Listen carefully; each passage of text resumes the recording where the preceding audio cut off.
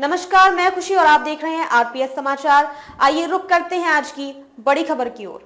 बस्ती में सीओ की अफसर प्रेमिका को पत्नी बेटी ने पीटा। रात में मिलने सरकारी आवास पर आई थी। बोली 5 साल से रिलेशन में हूँ।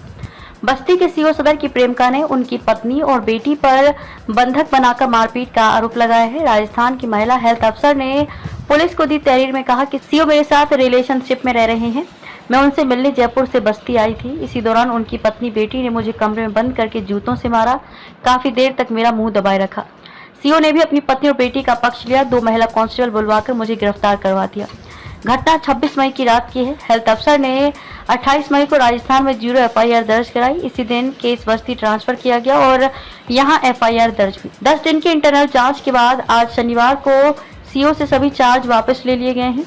सिद्धार्थनगर के एसपी को जांच सौंपी गई है। अब जानिए महिला की तहरीर। मैं जयपुर में एक विभाग में अधिकारी हूं। मैं शादीशुदा हूं। मेरी बस्ती के सीओ सिटी विनय चौहान से 5 साल से दोस्ती है। वे मेरे साथ रिलेशनशिप में रहे हैं। मैं जानती हूं कि वे भी शादीशुदा हैं। पिछले दिनों उन्होंने मुझे बस्ती में मिलने के लिए बुलाया था। इस पर मैं 26 मई को कार से जयपुर से बस्ती पहुंची।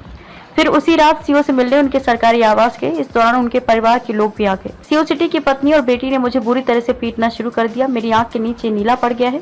मैं उन्हें समझाने की कोशिश करती रही लेकिन उन्होंने एक नहीं सुनी। वो लोग मुझे थप्पड़, लात और जूतों से पीटते रहे। उनकी पत्नी मुझे घसीटकर एक कमरे में ले गई। उन्होंने मेरा मुंह जूते से बुरी तरह दबा दिया। इस दौरान मेरे शरीर पर कई जगह चोट के निशान आए। मेरी आंख के नीचे का हिस्सा नीला पड़ गया। इसके बाद मुझे काफी देर तक कमरे में बंद रखा गया। सीओ विनय चौहान भी अपने परिवार का साथ दे रहे थे। यही नहीं, रात 2 बजे उन्होंने मुझे 2 कांस्टेबल बुलाकर गिरफ्तार करवा दिया। तुम मर जाओ, मैं अपने परिवार का साथ दूंगा। महिला अफसर ने कहा कि मैं उन्हें अपने रिलेशन की दुहाई देती रही मगर सीओ ने कहा कि तुम मर जाओ, मैं अपने परिवार का साथ दूंगा।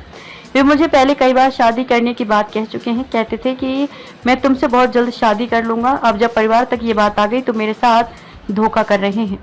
सीओ के ट्रांसफर के लिए डीजीपी को लिखा लेटर। आईजी रामकृष्ण भारद्वाज ने इस केस की जांच सिद्धार्थनगर की एसपी प्राची को सौंपी है। पुलिस अधीक्षक गोपाल कृष्ण चौधरी ने कहा कि दोनों परिवार के बीच का व्यक्तिगत मामला है। केस दर्ज होने के बाद सीओ विनय चौहान के ट्रांसफर के लिए डीजीपी मुख्यालय को पत्र लिखा गया है। साथ ही उनको सर्कल से हटाकर सारे चार्ज ले लिए गए हैं। खबरों में अब तक के लिए बस इतना ही। फिर होगी आपसे मुलाकात ऐसी ही एक और बड़ी खबर के साथ। तब तक के लिए नमस्कार और देखते रहिए आरपीएस समाचार। ऐसे ही लेटेस्ट अपडेट्स के लिए हमारे चैनल आरपीएस समाचार को सब्सक्राइब करें और तुरंत नोटिफिकेशन पाने के लिए बेल आइकन प्रेस करना ना भूलें। अगर आपको हमारी खबर पसंद आई हो तो इसे ज्यादा से ज्यादा लोगों तक जरूर पहुंचाएं।